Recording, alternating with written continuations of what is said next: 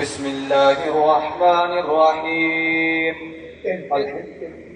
الحمد لله الذي فضل بني آدم بالعلم والعمل على جميع العالم، والصلاة والسلام على محمد سيد العرب والعجم وعلى آله وأصحابه ينابيع العلم والحكم.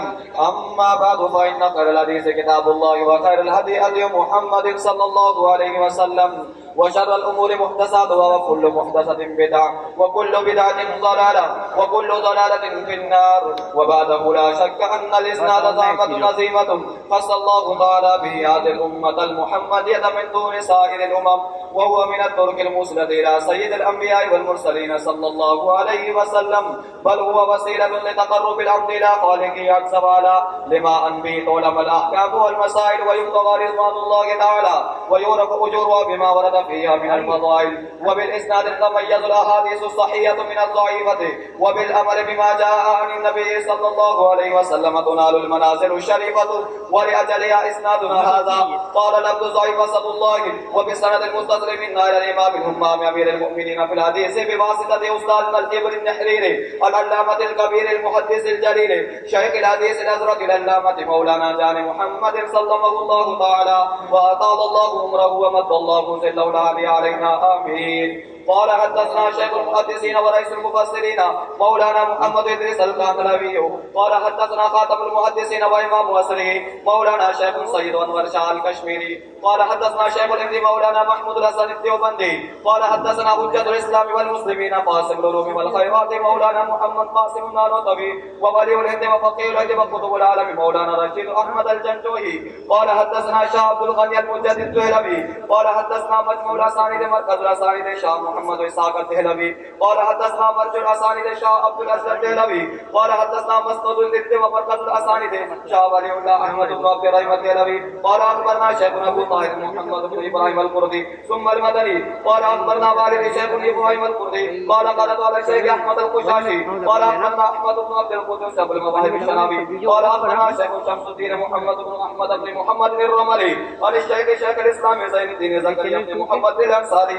قال قرأت على الشيخ الحافظ بن الفضل شهاب الدين أحمد بن علي بن حجر الأسقلاني عن الشيخ زين الدين إبراهيم بن أحمد التندوخي وعن الشيخ أبي العباس أحمد بن أبي طالب الجماري عن الشيخ سراج الدين الحسين بن مبارك الزبيدي عن الشيخ أبي الوقت أبي الأول بن عيسى بن شعيب السجزي الهروي عن الشيخ أبي الحسن عبد الرحمن بن مظفر الراوري عن الشيخ أبي عبد الله محمد يوسف بن مطور بن صالح بن بشر الكربلي عن مؤلف أمير المؤمنين في الحديث أبي عبد الله محمد بن إسماعيل بن إبراهيم بن مغيرة بن بردزبة الجوفي البخاري رحمه الله ونفعنا بعلومه آمين. قال باب قول الله تعالى ونزع الموازين القسط ليوم القيامة وأن أعمال بني آدم وقولهم يوزن.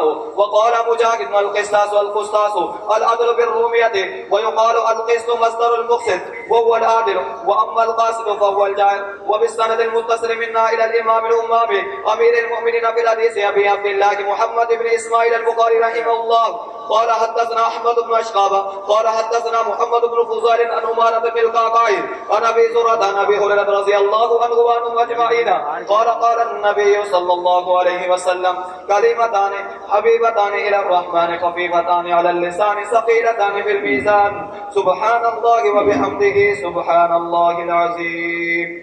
पूरा ध्यान दे, तू बदे की तरफ इनका ध्यान दे, उड़ा उड़ा करना। बिस्मिल्लाहिर्रहमानिर्रहीम। اللهم لك الحمد حمدا دائما وجبا والشكر لك الشكر شكر خالد لك حمد والصلاة والسلام على سيدنا محمد النبي الأمي وعلى آله وصحبه دائما أبدا. باب قول الله تعالى ونزع الموازين القسط ليوم القيامة وأن أعمال بني آدم وقولهم يوزن. وقال مجاهد القسطاس العدل بالرومية ويقال القسط مصدر المقسط وهو العادل وأما القاسط وهو الجائر. قابل صد احترام ہمارے مہمانان گرامی معزز سامعین اور میرے عزیز طالب علم ساتھیوں،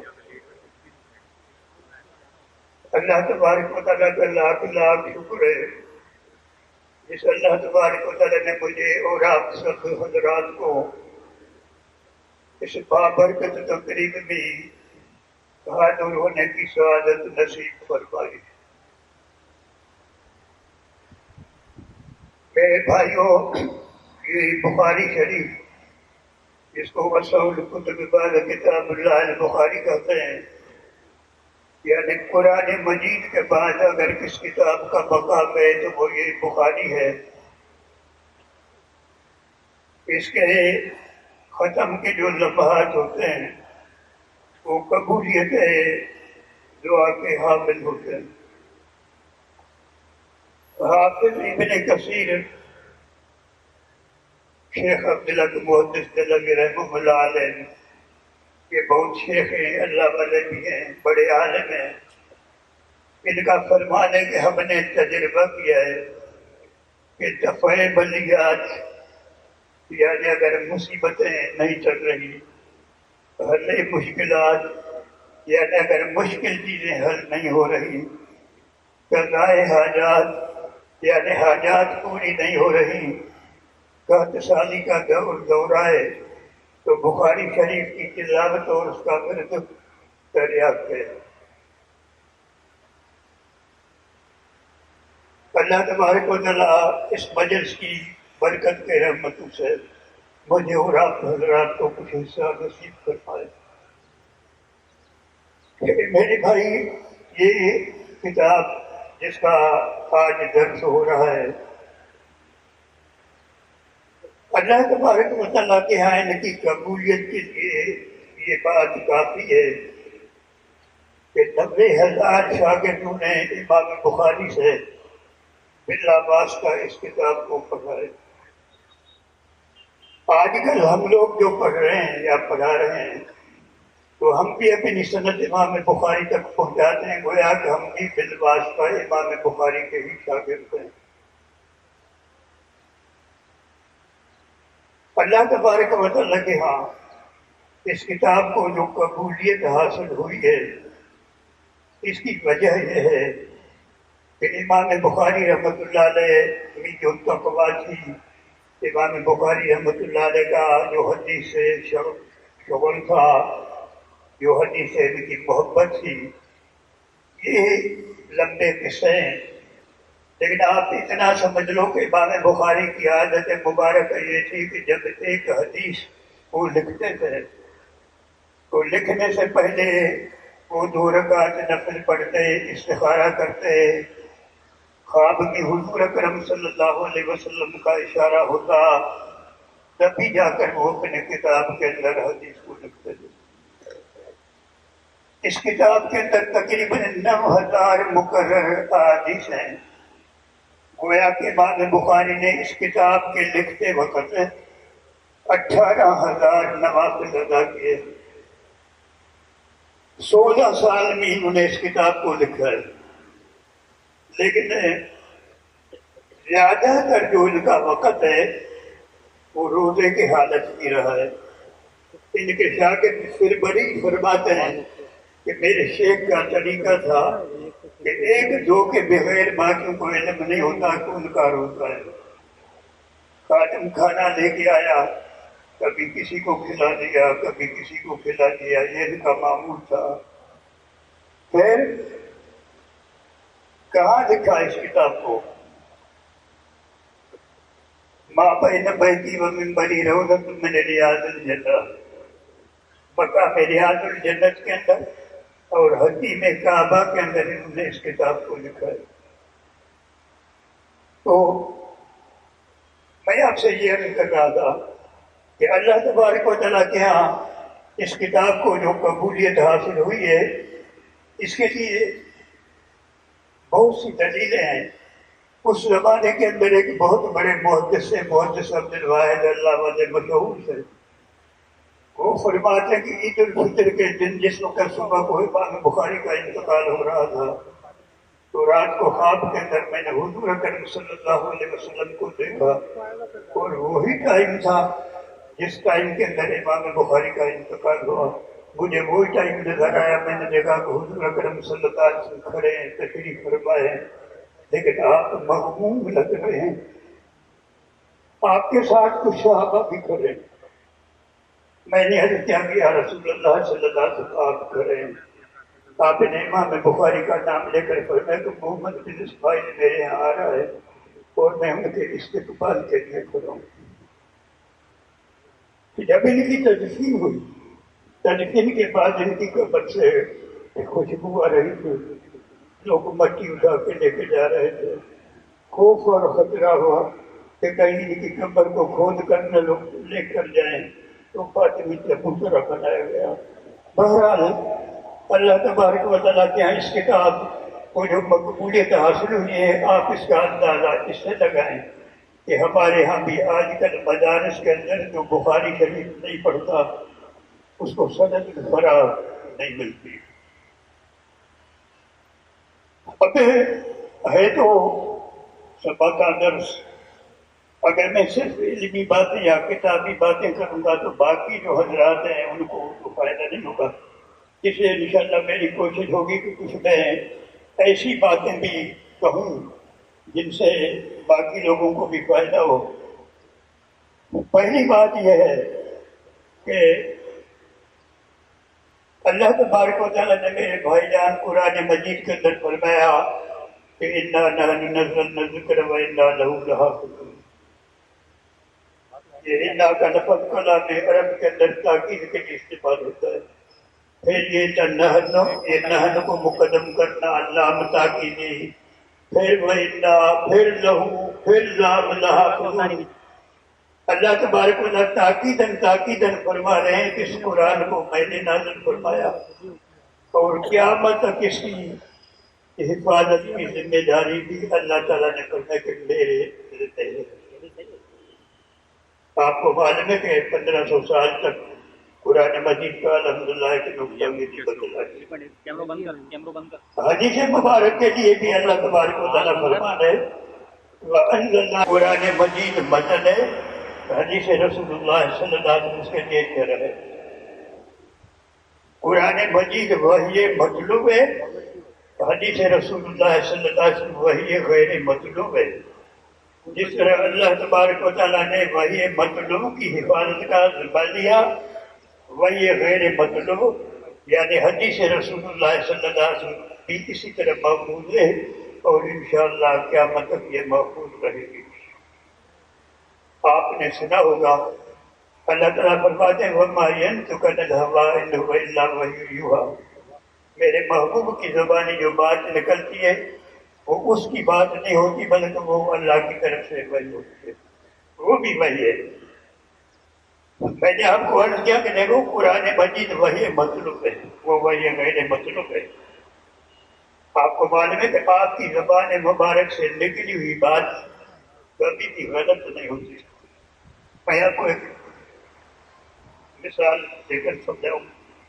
آپ نے علماء سے سنا ہوگا کہ آپ نے 6 ہجری کے اندر مدینے سے مکے کا ارادہ فرمایا، آپ کا ارادہ عمرے کرنے کا تھا، لیکن کفار قریش نے عمرہ کرنا نہیں دیا۔ انہوں نے کہا کہ ہم آپ کو عمرہ کرنے نہیں دیں گے۔ آپ نے فرمایا کہ بھائی ہم عمرے کے لیے آئے، ہم لڑائی جھگڑے کے لیے نہیں آئے۔ کچھ نے کہا کہ نہیں۔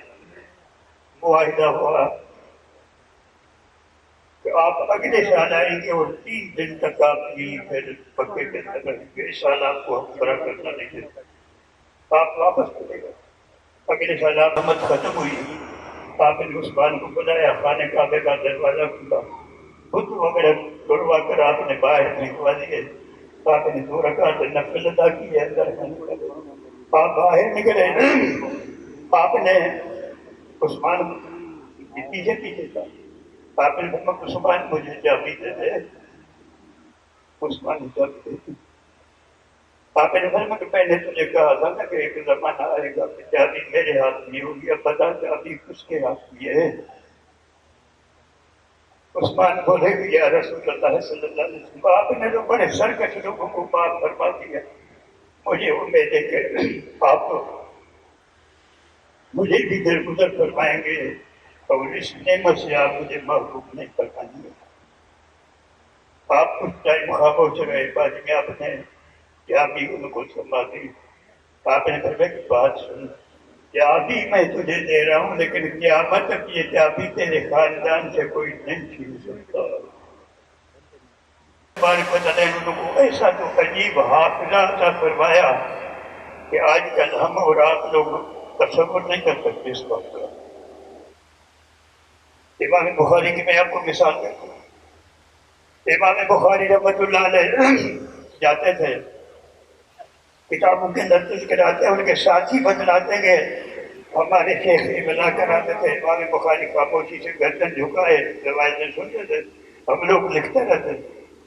16 دن گزر گئے، امام بخاری کی یہی عادت. ہم نے ان کی مذاق اڑانا شروع کی. ہم نے کہا نہ لکھتا ہے نہ یاد کرتا ہے، ٹائم کیوں ضائع کر رہا ہے. جب ہم نے زیادہ ان کی مذاق اڑائی تو وہ فرمانے لگے جو آپ نے لکھا ہے وہ لے کے آؤ.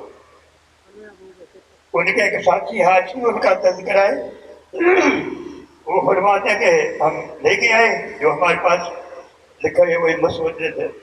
انہوں نے کہا کہ امام بخاری نے اپنے حافظے سے روایتیں پڑھنا شروع کر دی. جس طرح استاد نے احادیث ترتیب سے پڑھائی تھی، اسی طرح 15,000 احادیث انہوں نے اپنے حافظے سے سنا دی. ہمارے استاد مرحوم مولانا شریف کا رحمہ اللہ علیہ قصہ فرماتے ہیں کہ میں شام کے اندر جب مشکات کی شرط علی کو سبھی کے چھپوانے کے لیے گیا تو وہ ایک مسجد اوزائی ہے، وہ انہوں نے کہا کہ شام کے اندر ایک امام اوزائی کے لیے مشہور قصہ تھا کہ امام اوزائی کا جو ٹھکانہ تھا وہ اڈے کے کہیں قریب تھا. ایک دفعہ کوئی روسی بندہ آیا، کسی بندے کے ساتھ اس کا کوئی پروگرام تھا لیکن وہ نہیں پہنچ سکا. اب وہ ادھر ادھر گھوم رہا ہے.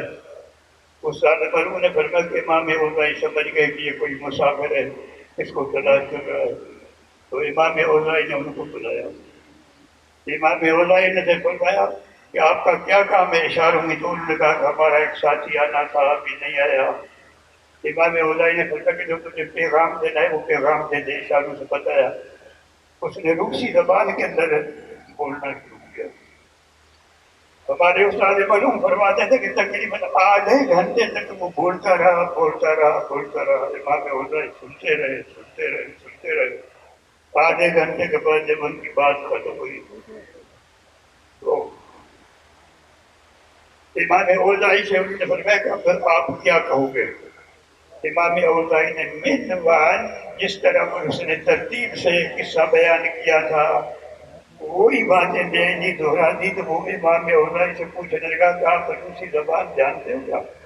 امام اوزائی نے اشارے سے فرمایا کہ میں نہیں جانتا، لیکن آپ کی جو باتیں ہیں نا وہ جب میں نے سنی تو ہم لوگ جب ایک دفعہ ایک بات کو سنتے ہیں تو وہ بات دوبارہ بھولتی نہیں ہے. سے اللہ تبارک و تعالیٰ نے کو اتنا حافظ عطا فرمایا.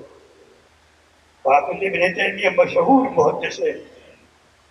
بچپنے کے اندر ان کے حافظے کی مثالیں مشہور تھی.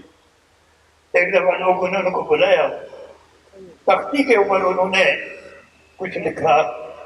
لکھنے کے بعد آخر تک لکھنے کے بعد انہوں نے اس کو مٹا دیا. حافظ ابن تیمیہ سے کرنے لگے میں کیا لکھا تھا. حافظ ابن تیمیہ نے اول سے آخر تک ان کو میرے نہیں کوئی چیز سنا دی جو انہوں نے تختی کے اوپر لکھی تھی. تو اللہ تبارک و تعالیٰ نے ان پاکیزہ شخصیات کا انتخاب اس لیے فرمایا تھا تاکہ یہ لوگ حدیث شریف رسول اللہ صلی اللہ علیہ وسلم کی حفاظت کر سکتے ہیں. اب میں کچھ کتاب کی طرف متوجہ ہوتا ہوں. امام بخاری رحمۃ اللہ علیہ کے زمانے میں جو گمراہ فرقے تھے ان کے اندر ایک معتزلہ کا فرقہ ہے. یہ جو فرقہ معتزلہ ہے یہ زیادہ تر عقلیات کے تابع تھے. عذاب قبر کا انکار کرتے تھے، پلسرات کا انکار کرتے تھے. ان کا عقیدہ یہ تھا کہ بندہ اپنے اعمال کا خالق خود ہے، اللہ تعالیٰ خالق نہیں ہے. جیسے کہ ایک بندہ برے کام بھی کرتا ہے، اللہ تعالیٰ برائی کے خالق تو نہیں ہے. امام بخاری نے بیٹے اس سے پہلے 2 باب پہلے آپ نے پڑھا ہوگا، وَقَوْلِ اللَّهِ وَاللَّهُ خَلَقَكُمْ وَمَا تَعْمَلُونَ سے ان کا رد کیا تھا کہ اللہ آپ کا بھی خالق ہے، اللہ فرماتے ہیں کہ میں تمہارے اعمال کا بھی خالق ہوں۔ اسی طرح ایک مسئلہ وزن اعمال کا، جمہور امت کا یہ عقیدہ ہے کہ قیامت کے دن عدل و انصاف کے ترازو کو رکھا جائے گا، اس ترازو کے اندر نیکیاں اور برائیاں لاپ دی جائیں گی، ان کا وزن ہوگا، ان کے 2 پلے ہوں گے، اگر نیکی کا پلہ بھاری ہے تو جنت ہے، اگر برائی کا پلہ بھاری ہے، اللہ تعالیٰ شان کریمی سے باب فرمائے تو اللہ تعالیٰ کی مرضی، اگر نہ تو پھر جنت صدا کے بعد اگر مسلمان ہے تو جنت بھی داخل ہوگا۔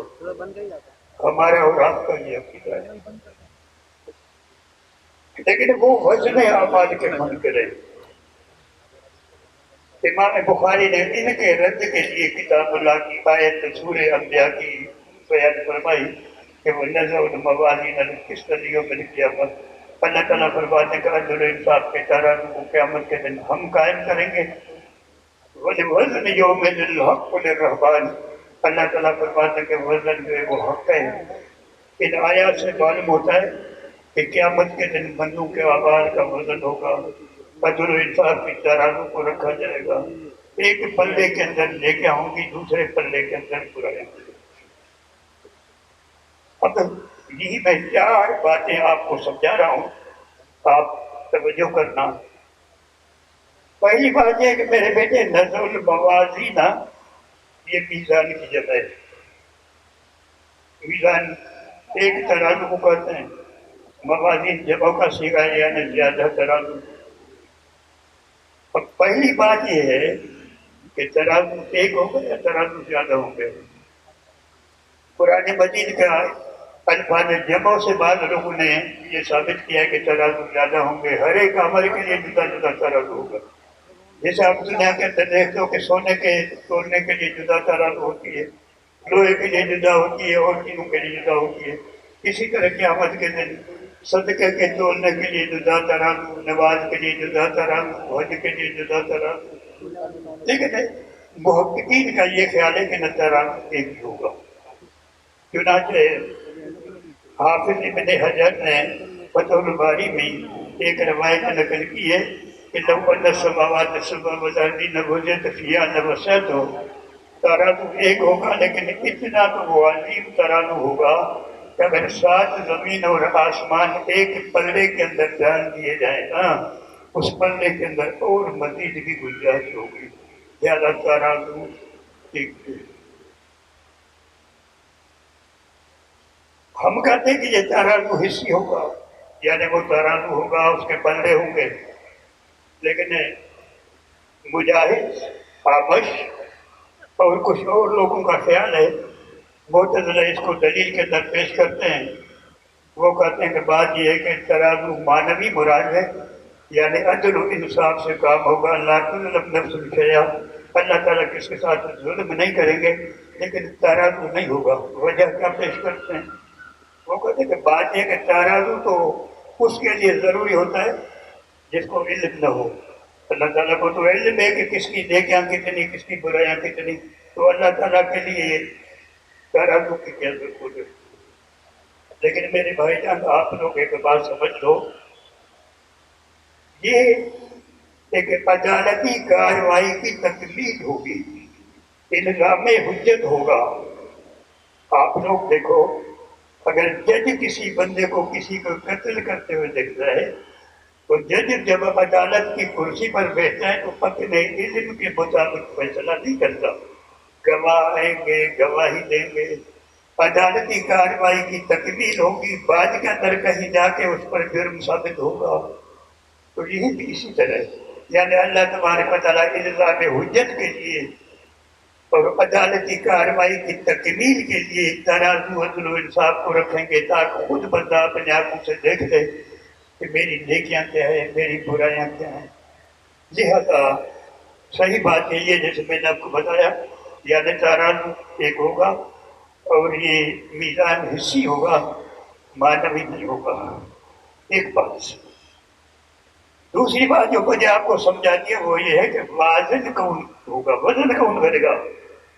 اللہ تعالیٰ فرماتے ہیں کہ وَنَزْعُ الْمَوَازِينَ الْقِسْطَ، ہم عدل و انصاف کے ترازو کو قائم کریں گے۔ اس مطلب کہ وازن اللہ تعالیٰ ہوگا۔ بعض روایتوں کے اندر آتا ہے کہ وازن جبرائیل ہوگا، بعض روایتوں کے اندر آتا ہے کہ وازن اسرائیل ہوگا، بعض روایتوں کے اندر آتا ہے کہ وازن وزن کرنے والا حضرت آدم علیہ السلام ہوں۔ لیکن ان روایتوں کی کوئی میرے بھائی جان تعارف نہیں ہے۔ آپ کو معلوم ہے کہ اللہ تعالیٰ عامر ہے، اللہ حکم کرنے والے ہیں، اللہ کی طرف نسبت کرنا بھی صحیح ہے۔ آپ کو معلوم ہے کہ ملزم کو عدالت کے اندر جب پیش کیا جاتا ہے تو وہ ملزم کو پیش کرنے والے کون ہیں؟ اسرائیل، وہ بھی ہوں گے۔ حلال و حرام کے لانے والے، اللہ کے قوانین کے لانے والے دنیا میں کون ہیں؟ کہ کس نے قانون کی پاسداری کی، کس نے نہیں کیا، وہ جبرائیل ہے، وہ بھی ہوگا۔ آدم علیہ السلام ہمارے اور آپ کے سب کے ابو ہیں۔ جب کورٹ فیصلہ کرتی ہے تو ان لوگوں کے سرپرستوں کو بھی بلایا جاتا ہے، ان کو سرپرست ہونے کے لیے بلایا جائے گا۔ لہٰذا ان روایتوں کی کوئی تعارف نہیں ہے۔ ایک بات آپ لوگ یہ سمجھ لو۔ دوسری بات، موضوع کیا چیز ہوگی، یعنی وزن کن کا ہوگا؟ امام بخاری فرماتے ہیں ان اعمال بنی آدم وقولہ، لوگوں کے عمل اور لوگوں کے اقوال کا وزن ہوگا، یعنی موزون ہوں گے اعمال اور اقوال۔ معتزلہ کہتے ہیں کہ دیکھو جو بھی عمل ہے وہ تو ختم ہو جاتا ہے، ہم نے بات کی وہ بات ختم ہو گئی، آپ نے نماز عصر کی پڑھی ہے ختم ہو گئی بات، تو وہ باقی رہنے والی چیز تو نہیں ہے۔ ہم اپنی اصطلاح کے اندر ان کو آراز کرتے ہیں، آراز فنا ہو جاتے ہیں، وہ باقی نہیں ہوتے۔ تو وہ کہتے ہیں کہ یہ چیزیں تو فانی ہیں، علمی بقا کے سے پھر وزن تو جسم والی چیزوں کا ہوتا ہے، آراز کا تو نہیں ہوتا۔ لیکن میرے بیٹے آج کل کی سائنس نے ان سب کے بکواسات کو، جو پرسرات کا انکار کرتے تھے، آپ کے معراج کا انکار کرتے تھے، ان سب چیزوں کو ختم کر دیا ہے۔ آج کل آپ لوگ دیکھ لو، ظاہر بات ہے آپ لوگ تھرمامیٹر سے معلوم کرتے ہو بخار 100 ڈگری 102 ہے 103 ہے، اب یہ حرارت اور یہ برودت یہ بھی تو عرض ہے، اس کا کیسے وزن ہو رہا ہے؟ آپ کہتے ہو کہ آج گرمی فلانے علاقے کے اندر کتنی تھی؟ 44 ڈگری سینٹیگریڈ تھی، 45 تھی۔ اب ظاہر بات ہے ان چیزوں کا بھی تو وزن ہو رہا ہے، باقی ان کی بات کہ وہ باقی نہیں ہے۔ اس سے آپ لوگ جواب یوں دو تو دیکھو آج بھی ہم لوگ حضرت انور شاہ رحمۃ اللہ علیہ اور حضرت مدنی کی تقریریں سنتے تھے، تو بھی ان کے اقوال ہیں، آج بھی ہم ان کو سن رہے ہیں، آج بھی وہ محفوظ ہیں۔ لہذا اس قسم کی باتیں ان کی جو ہے وہ غلط ہیں۔ تو بہرحال اب وزن کس کا ہوگا، موضوع کون سی چیزیں ہوں گی، ان بھی چار قول ہیں۔ امام بخاری نے فرمایا ان اعمال بنی آدم، عبداللہ بن عمر رضی اللہ نے فرمایا کہ اعمال کے دفاتر، ایک بیٹے بطاقت کی روایت آپ نے ترمذی شریف کے اندر پڑھی ہوگی کہ قیامت کے دن اللہ تبارک و تعالیٰ کے سامنے ایک شخص کو پیش کیا جائے گا، اس کے گناہوں کے دفتر اتنے تو ہوں گے کہ تا حد نگاہ نظر ختم ہو جائے، لیکن اس کے گناہوں کے جو دفاتر ہیں وہ ختم نہیں ہوں گے۔ اللہ تعالیٰ اس کی طرف متوجہ ہوں گے، اللہ فرمائے گا کہ دیکھو انہیں یہ گناہ کیے تھے، وہ کہے گا ہاں یا اللہ۔ اللہ فرمائیں گے کہ میرے فرشتوں نے تیرے ساتھ زیادتی تو نہیں کی، وہ کہے گا کہ یا اللہ میں نے سب کچھ کیا ہے۔ اللہ تبارک و تعالیٰ فرماتے ہیں کہ میرے ہاں اجر و انصاف ہے، تیری کچھ نیکیاں نہیں ہیں۔ اس روایت کے اندر یہ کہ ایک کاغذ کی پرچی کو لایا جائے گا اور اس کو دوسرے پلڑے کے اندر ڈال دیا جائے گا، وہ سوچے گا ایک طرف اتنے دفاتر اور ایک طرف ایک چھوٹی سی پرچی کیا ہے چلا سکے، لیکن جب وزن ہوگا تو ایک پرچی بھاری ہو جائے گی۔ اللہ تبارک و تعالیٰ فرمائیں گے کہ یہ جنت کی شخص کو لے جاؤ۔ وہ کون سی پرچی ہے؟ بعض محدثین فرماتے ہیں کہ گناہوں کے بعد جب ایک بندہ اللہ تعالیٰ کی طرف متوجہ ہو کے روتا ہے تنہائی کے اندر گناہوں کا اقرار کرتا ہے، اللہ سے معافی مانگتا ہے۔ بعض محدثین فرماتے ہیں اللہ کا لفظ، جب بندہ اپنے سونے قلب سے اللہ کا لفظ بولتا ہے تو اللہ تعالیٰ کے یہاں اس کی اتنی قبولیت ہوتی ہے۔ عبداللہ بن عباس رضی اللہ عنہ فرماتے ہیں کہ نہ، یہ جو آپ کے اور ہمارے اعمال قیامت کے دن یہ جسم بن جائیں گے، اچھے عمل کا اچھا جسم ہوگا، برے عمل کی کبھی صورت ہوگی، یہ اجسام ہوں گے، ان کا وزن ہوگا۔ بات فرماتے ہیں کہ خود لوگوں کا اعمال کے ساتھ وزن ہوگا۔ حضرت مولانا شبیر احمد صاحب عثمانی رحمۃ اللہ علیہ نے فتح القلم میں لکھا ہے کہ انہیں روایتوں میں کوئی تعارض نہیں ہے۔ آپ کو معلوم ہے نا کیا کہ یہ بندے کے قسمت کا آخری فیصلہ ہے، کیا پتہ اب جنت کی جائے اب جہنم کی جائے۔ اللہ تبارک و تعالیٰ اس کے ساتھ جتنے عدل و انصاف کے طریقے ہیں سب کو اپنائیں گے۔ اللہ تعالیٰ فرمائیں گے کہ دیکھو، اگر تیری ذات کا وزن ہوتا ہے وہ بھی اتنا، اگر تیرے اعمال کا وزن ہوتا ہے وہ بھی اتنے، اگر دفاتر کا وزن ہوتا ہے وہ بھی اتنا، اگر اعمال کا وزن ہوتا ہے وہ بھی اتنا، لا تظلم نفس شیئا، میں نے آپ کے ساتھ کوئی ظلم نہیں کیا۔ چوتھی بات، موضوع میں رحم کون ہے، یعنی وہ کون ہے جن کے اعمال کا وزن ہوگا۔ امام بخاری فرماتے ہیں ان آباد بنی آدم، امام غزالی رحمۃ اللہ علیہ فرماتے ہیں کہ 3 بندوں کے اعمال کے وزن نہیں ہوں گے۔ کون؟ انبیاء علیہ السلام۔ جیسے کہ وزن کے لیے تو میرے بیٹے جب 2 بندے ہیں تو ایک لے کے آئے ایک برایا، انبیاء علیہ السلام تو معصوم ہیں، ان کی تو کوئی برائی نہیں ہے۔ جب انبیاء علیہ السلام کے اندر کوئی برائی نہیں تو پھر وہی وزن کی کیا ضرورت ہے۔ چھوٹے بچے بالغ مجنون جنون کی حالت میں ایک دوسرے کافر، جسے کہ کافروں کی صرف سیئات ہیں، کافروں کی نیکیاں تو نہیں ہیں، حسنات تو نہیں ہے، کافر کی کوئی بھی نیکی قابل قبول نہیں ہے، ان کے بھی اعمال کا مطلب نہیں ہوگا۔ تیسرے، توجہ سے بیٹے سمجھنا میں اس بات، تیسرے کہوں، آپ کو معلوم ہے نا ایک قانون ہوتا ہے اور ایک اللہ تبارک و تعالیٰ کے رحمت کا جوش ہوتا ہے۔ جب اللہ تبارک و تعالیٰ کی رحمت کے اندر جوش آتا ہے، جب رحمت کی برسات ہوتی ہے، بارش ہوتی ہے، پھر قانون نہیں ہوتا، پھر صرف فضل اور رحمت اور رحمت بھی ہوتی ہے۔ آپ نے بخاری شریف کے اندر بیٹھے روایت پڑھی کہ اللہ تبارک و تعالیٰ قیامت کے دن کچھ لوگوں کو اپنے آغوش رحمت کے اندر لے لیں گے۔ اللہ تعالیٰ آستی کی شور سے پوچھے گا کہ اتارے فلاں کو کرنا فریوں میں کرنا، تجھے یاد ہے کہ فلاں دن تو نے یہ گناہ کیا تھا؟ وہ کہے گا ہاں۔ پھر فرمائیں گے اتارے فلاں کرنا فریوں میں کرنا، یاد ہے؟ وہ کہے گا ہاں۔ پھر فرمائیں گے اتارے فلاں کرنا حتیٰ یوں کر رہا ہوں کہ ضروری بخاری کی حدیث صاحب نے پڑھی ہوگی۔ وہ جب گناہوں کا اقرار کر ہو جائے گا اور وہ سمجھے گا کہ میرا فیصلہ تو ہو ہی گیا۔ اللہ تبارک و تعالیٰ فرمائیں گے کہ سطر تو حالت دنیا، ارے بندے میں نے دنیا میں تجھے ذلیل نہیں کیا تھا، میں نے دنیا میں تجھے خوار نہیں کیا تھا، میں نے تیرے قلوب کے اوپر پردہ رکھا تھا، آج میں تجھے معاف کر دوں تم چلا جاتا۔ امام غزالی رحمۃ اللہ علیہ فرماتے کہ تیسرے یہ لوگ ہوں گے جن کے اعمال کا وزن نہیں ہوگا، لیکن امام بخاری فرما رہے کہ نہ اعمال بنی آدم، یعنی آدم کی جتنی بھی اولاد ہے۔ میرے بیٹے آپ دیکھ لو، آپ کو معلوم ہے کہ جنت کے مختلف طبقات ہیں، جہنم کے بھی طبقات ہیں۔ جنت ایمان مومنین کے لیے، جہنم کفار کے لیے، لیکن یہ جو طبقات ہیں نا یہ اعمال کے مطابق ہوتے ہیں۔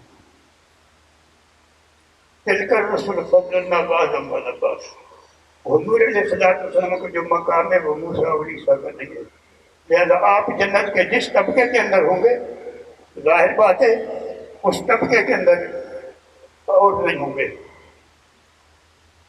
اسی طرح آپ کو معلوم ہے کہ آپ کو یاد ہے میں نے آپ کو کتاب الایمان کے اندر باب کفر اللہ جی و کفر دون کفر کے اندر سمجھایا تھا کہ کفر کے مختلف مراتب ہیں.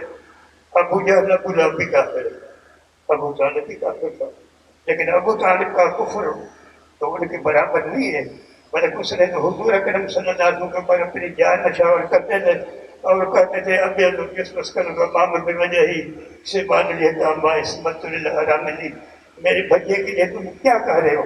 سفید سرخ رنگ کا ہے جس کے صدقے میں برساتیں برستی ہیں، بیوہ عورتوں کے لیے پناہ کی جگہ، یتیموں کو کھلانے والے. اب ابو لہب کا وہ خود تو نہیں ہے نا بیٹے جو ابو جہل اور ابو لہب کا ہے، لہٰذا جہنم کے جس طبقے کے اندر ابو لہب ہوگا اس میں ابو طالب تو نہیں ہوگا نا. اس لیے امام بخاری فرماتے کہ اللہ اعمال بنی آدم یعنی جتنے بھی آدم علیہ السلام کی اولاد ہے، اس میں انبیاء بھی آ گئے، اس میں صلاح بھی آ گئے، کفار بھی آ گئے، سب داخل ہو گئے. آگے فرما رہے ہیں کہ وبھی کانا حدثنا وَأَنَّ أَعْمَالَ بَنِي آدَمَ كُلُّهَا مَكْتُوبَةٌ وَكَانَ مُجَاهِدًا الْقِسْطَاسُ الْعَدْلُ بِالرُّؤْيَا. اب آپ دیکھ لو قرآن مجید کے اندر لفظ ہے وَزِنُوا بِالْقِسْطَاسِ. آپ کو میں نے پہلے سمجھایا تھا کہ امام بخاری کی عادت ہے کہ قرآن مجید اور حدیث دونوں کو لے کر چلتے ہیں. قرآن مجید کے اندر قسطاس کا لفظ ہے، بخاری آپ کو بتلاتے ہیں کہ اس کی معنی ہے عادل، لیکن یہ رومی زبان کا لفظ ہے، رومی زبان کا. اللہ فرماتے ہیں اللہ قرآن عربی، قرآن تو عربی ہے، پھر رومی زبان کا لفظ کیسے آیا؟ تو آپ کو معلوم ہے کہ یا تو کثرت کی وجہ سے یا پھر آپ کو معلوم ہے کہ بعض ایسے الفاظ ہوتے ہیں جو مختلف زبانوں کے اندر مشترک ہوتے ہیں، یا پھر تیسرا جواب دیتے ہیں کہ یہ معرب ہے یعنی عربی سانچے بھی اس کو ڈھال دیا گیا ہے. بہرحال یہ رومی زبان کا لفظ ہے. آگے فرماتے ہیں وَيُقَالَ الْقِسْطُ مَصْدَرُ الْمُقْسِطُ وَهُوَ الْعَادِلُ. امام بخاری آپ کو بتلاتے ہیں کہ قسط مقصد کی مصدر ہے. آپ کو معلوم ہے مقصد کی مصدر ایک ساتھ ہے، قسط یہ مصدر ہے بحذف الزوائد یعنی مجرد یہ ہے. آپ عمل قاصد فعمل جائز. اللہ تعالیٰ فرماتے ہیں عمل قاصد فکانوا لجہنم حطبا. جو ظالم لوگ ہیں وہ جہنم کے لیے اتنی دل بنیں گے. بخاری آپ کو سمجھا رہے ہیں کہ اس قاصد کی معنی ہے ظالم. اب آپ ایک بات سمجھ لو، جب آپ نے قسط کی معنی عدل کی تو وہ تو مصدر ہے، پھر قاصد کی معنی ظالم کیسے بنے؟ بعض لوگ کہتے ہیں کہ قاصد بمعنی ظلم کی مصدر قصد ہے، قسط نہیں ہے. قسط کی معنی عدل ہے، قصد کی معنی ظلم ہے. بعض کہتے ہیں کہ قصد کی معنی تو ظلم ہے لیکن ایک ساتھ کے اندر حمزہ سلبی ہے، یعنی گویا کہ آپ لوگ یوں سمجھو کہ آپ کے ظلم کا ازالہ کرنا اس کو عدل لازم ہے. اس وجہ سے یہ ترجمہ فرما رہے کہ عمل قاصد کو جائز. وبه قال حدثنا احمد بن اشقاق قال حدثنا محمد بن فضيل عمار بن القعقاع الذي ضرب. میں دو باتیں آپ کو سمجھا رہا ہوں، آپ توجہ سے بیٹھے میری باتیں سمجھ لو. پہلی بات یہ ہے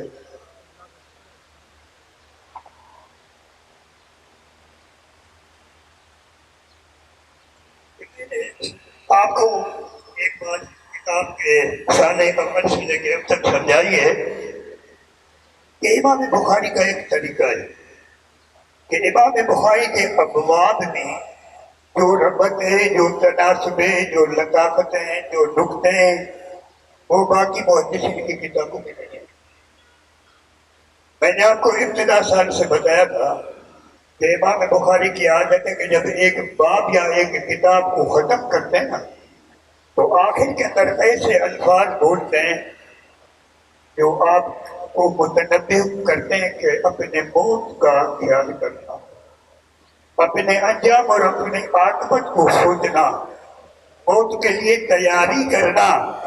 اول سے آخر تک میں آپ کو پورے سال تک ہر ایک باب اور ہر ایک کتاب کے اختتام پر سمجھا رہا تھا. مثلا آپ نے پہلے پڑھا بابن کیف کان بدل بھائی، آخر آخر کے اندر آپ نے لفظ پڑھے مکان ذالک آخر شان ہرقل، بخاری نے آپ کو بدلا کہ ہرقل کا انجام یہ ہوا، تم بھی اپنے انجام کو سوچنا اور اپنی عاقبت کو دیکھنا، اللہ سے دعا کرنا ایمان پر ختم ہو۔ اس کے بعد آپ نے کتاب الایمان پڑھا۔ کتاب الایمان کے اندر آپ نے آخر کے اندر حضرت جریر بن عبداللہ کی روایت پڑھی کہ وَاسْتَغْفَرَ ثُمَّ نَزَلَ، انہوں نے استغفار کیا پھر نیچے اتر گئے۔ امام بخاری آپ کو سمجھا رہے تھے کہ نیچے اترنا یعنی قبر کے جانے سے پہلے کثرت سے استغفار کرنا، وہ بھی آپ کو بہت یاد دلا رہے ہیں۔ اس کے بعد پھر آپ نے کتاب العلم پڑھا۔ کتاب العلم کے آخر کے اندر آپ نے عبداللہ بن عمر رضی کی روایت پڑھی تھی، علم کے تلے چلے جائیں گے۔ آپ کو بتلا رہے تھے کہ ایک زمانہ آئے گا تو آپ لوگ علم کے تلے ہو جاؤ گے۔ اس کے بعد پھر آپ نے کتاب الوضو پڑھا۔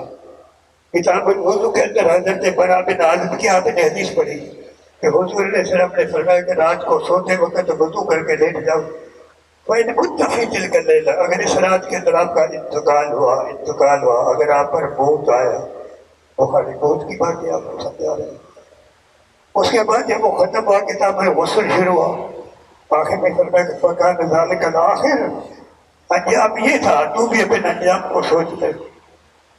اس کے بعد پھر اور تو چھوڑو، آپ نے کتاب الحیض پڑھا تھا، آپ کو یاد ہے کتاب الحیض کے آخر کے اندر آپ نے کیا پڑھا تھا؟ آخر کے اندر امام بخاری نے حضرت عائشہ رضی اللہ عنہ کی روایت نقل فرمائی تھی کہ یلقی الیہا راسہ وہی حائض فی الحجرہ، حضرت عائشہ کو حیض تھا، وہ حجرے بھی تھی، آپ اعتکاف بھی تھے، آپ اپنا سر لٹکا دیتے، وہ کنگھی وغیرہ کرتی۔ میں نے آپ کو سمجھایا تھا کہ بیٹے بخاری قبر کو حجرے سے تشبیہ دے رہے ہیں، یعنی آپ کا سر بھی اسی طرح ایک دن قبر بھی لٹکتا ہوا جائے گا، جس طرح آپ اپنے سر مبارک کو اعتکاف کے حالت کے اندر لٹکا کر دیتے تھے۔ بخاری ایک مثال اور تشبیہ سمجھا رہے ہیں آپ کو۔ اس کے بعد آپ نے کتاب الجنائز پڑھا، آپ نے عمر فاروق کی روایت پڑھی، اللہ مرزقنی شہادت فی سبیلک وجل موتی فی بلد حبیبک، وہی بھی شہادت موت کا ذکر یہی بھی آخر کے اندر جو ہے نا وہ وزن اعمال موت کے بعد ہوگا۔ امام بخاری آپ کو بہت یاد دلا رہے ہیں اور وہی باتیں یاد دلا رہے ہیں جو میں نے آپ کو ابتدا کے اندر بتائی تھی۔ ایک بات دوسری بات میں نے آپ کو کیا بتائی تھی کہ امام بخاری کا ایک طریقہ ہے، وہ کیا کہ امام بخاری ترجمۃ الباب کے ماتحت جو روایت ذکر کرتے ہیں، ان راویوں میں سے کسی نہ کسی کا کوئی نہ کوئی اسی باب سے تعلق ہوتا ہے۔ جیسے آپ نے ابتدا کے اندر بھی کہا حضرت حمیدی پڑھا، حمیدی کا بدر الوحی سے تعلق ہے حضرت خدیجہ الکبریٰ کے اولاد سے، ان کا بدر الوحی سے تعلق ہے۔ یہی بھی اسی طرح اس مسئلے کے ساتھ بھی ابھی زرع کا تعلق ہے۔ میں آپ کو سمجھا رہا ہوں ایک بات، ابتدا کے اندر آپ نے پڑھا تھا حمیدی، اب راوی ہے احمد، یہ امام بخاری کا آخری استاد ہے۔ حمیدی تصغیر کا صیغہ ہے، احمد اس میں تفضیل کا صیغہ ہے، اس میں تفضیل کے اندر زیادتی کی معنی ہوتی ہے۔ بخاری آپ کو سمجھا رہے تھے کہ ولادت سے لے کے مرتے وقت تک بندہ اللہ کی تعریف کرتا رہے، بلکہ آخر کے اندر تو اللہ کا حمد و ثنا زیادہ کرے، ہر وقت حمد و ثنا کے اندر موجود رہے۔ آپ نے پہلے کیا پڑھا تھا؟ پہلی روایت آپ نے پڑھی انما الاعمال بالنیات۔ اب آپ کو کیا بتلا رہے ہیں؟ ان اعمال بنی آدم توزن۔ پہلی روایت آپ نے غریب پڑھی تھی، اب یہ آخری روایت بھی غریب ہے۔ یہ بخاری کی مناسبات ہیں جو باقی محدثین کے یہاں نہیں ہوتے۔ ایک بات ہے، دوسری بات آپ لوگ سمجھ لو کہ یہ ابھی ذرا اجلے جوابی سے یعنی قدر ایک دعوی ہے۔ اس کی ایک روایت آتی ہے، انہوں نے بھی حضرت ابو علیہ السلام کو لکھا لیکن وہ بہت آکم باللہ الہ الا اللہ من کا آخر کلام لا الہ الا اللہ دخل الجنہ۔ آپ نے فرمایا کہ جب بندے کے اوپر سکرات کی حالت ہونا، اس کے سامنے جا کے لا الہ الا اللہ لا الہ الا اللہ کا ورد کیا کرو، لیکن مجبور نہ کرو، بلکہ آپ لا الہ الا اللہ کا ورد کرو۔ آپ نے من کا آخر کلام لا الہ الا اللہ دخل الجنہ، آخری کلمات جس کی زبان سے لا الہ الا اللہ نکلے وہ ایمان کی علامت ہے، وہ جنتی ہے۔ اب حضرت ابو ذر پر بھی تو یہ حال پیش آنا تھا۔ ابو ذر کے ارد گرد محدثین کی جماعت شاگردوں کی بیٹھی ہوئی تھی اور وہ ابو ذر والی روایتی پڑھ رہے تھے۔ نبی ذرا نبی قال قال رسول اللہ صلی اللہ علیہ وسلم لکنوا موتاکم بلا الہ الا اللہ، پھر بے ہوش ہو جاتے، پھر ہوش آتا، پھر پڑھتے۔ آخر میں جب ہوش آیا انہیں فرمایا کہ من کان آخر کلامی لا الہ الا اللہ، اب ان کی روح پرواز کر گئی۔ آپ نے ابن حجر نے نقل کیا کہ شک سے ایک آواز آئی کہ دخل الجنت، یہ اللہ تعالیٰ کا جنتی بندہ ہے۔ جی ابو ذر روایت آپ نے کیا پڑھی؟ حضرت ابو رضی اللہ عنہ کہ آپ نے روایت پڑھی کہ کلمتان خفیفتان علی اللسان ثقیلتان فی المیزان حبیبتان الی الرحمن، دو کلمے زبان پر ہلکے پھلکے لیکن وزن اعمال کے اندر یہ زیادہ وزنی ہے، رحمان کو محبوب ہے۔ رحمان کی صفت کے ذکر کرنے کا مطلب یہ ہے کہ اللہ تعالیٰ کی رحمت کی وسعت کا ذکر فرما رہے ہیں کہ اس کی رحمت بہت وسیع ہے۔